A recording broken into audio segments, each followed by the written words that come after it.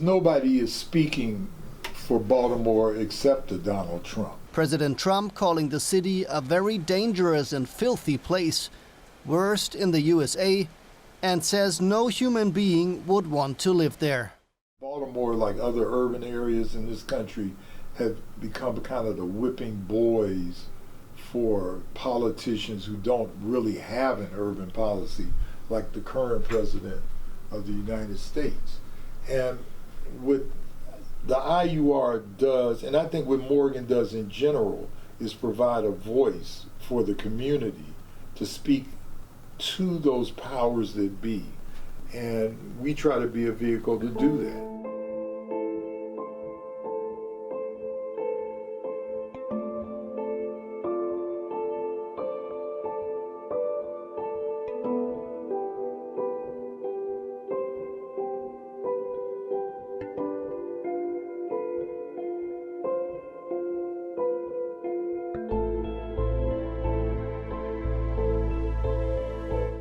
Institute for Urban Research is a research arm of Morgan State University. Is designated by the state of Maryland to do research on all urban life within a 100-mile radius of Baltimore. But we've done far more research than that. It's extended as far as Tanzania, Nigeria, throughout the United States, but primarily here in the state of Maryland. When you say urban research, there's a variety of, issues there. There's law enforcement issues, there's educational issues, health issues. The Institute has done researches ranging from doing investigations of how idling buses in certain neighborhoods creates cancer pockets because of the diesel fuel.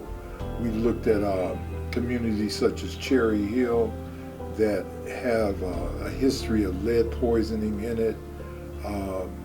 We've looked at Sandtown, Winchester, where Freddie Gray was killed in 2015, and sampled opinions from older people to see what their threat level was as far as the gangs and stuff like is concerned. So it's a variety of issues that we look at, anything dealing with urban stuff.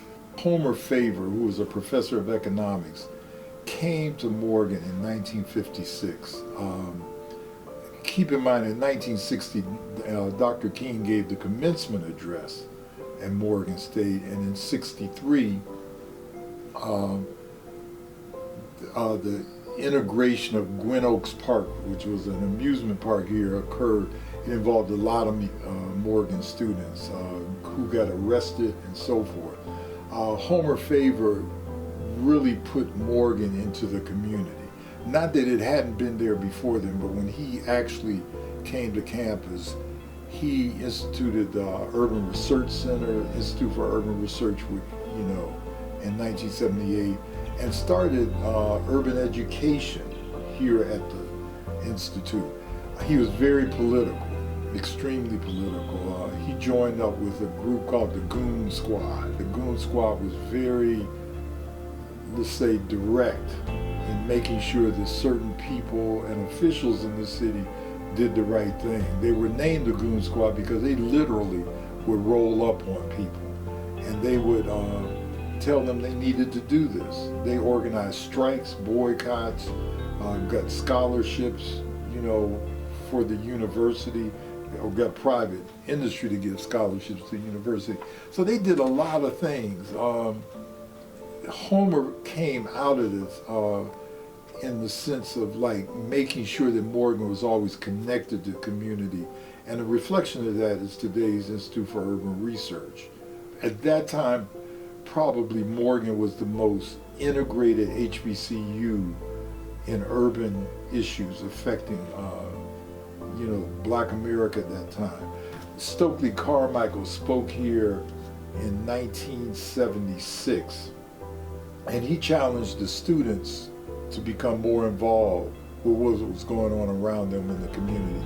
So it was like an era or a period of just a lot of civil rights, a lot of police brutality, integration, and all of that was occurring. The IUR, when I got here, was very insulated. It had moved away from Dr. Favor's initial idea of having it very much involved with the community.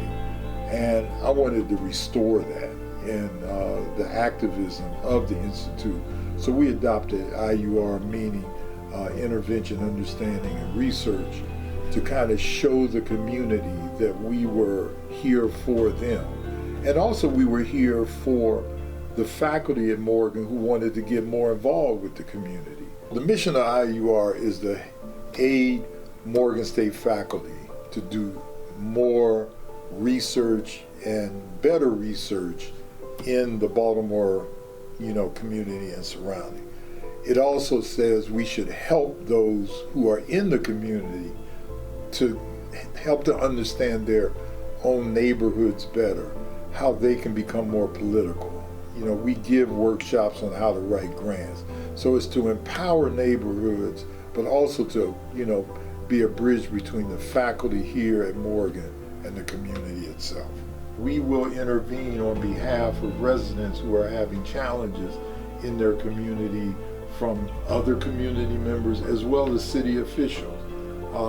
And we try to get them to understand, which is the youth, the research that we're doing by explaining it. Because too often researchers go into a community, grab data, and they don't give back, they don't explain, they don't deconstruct, if you will, the research that they've done. And then the R is just research.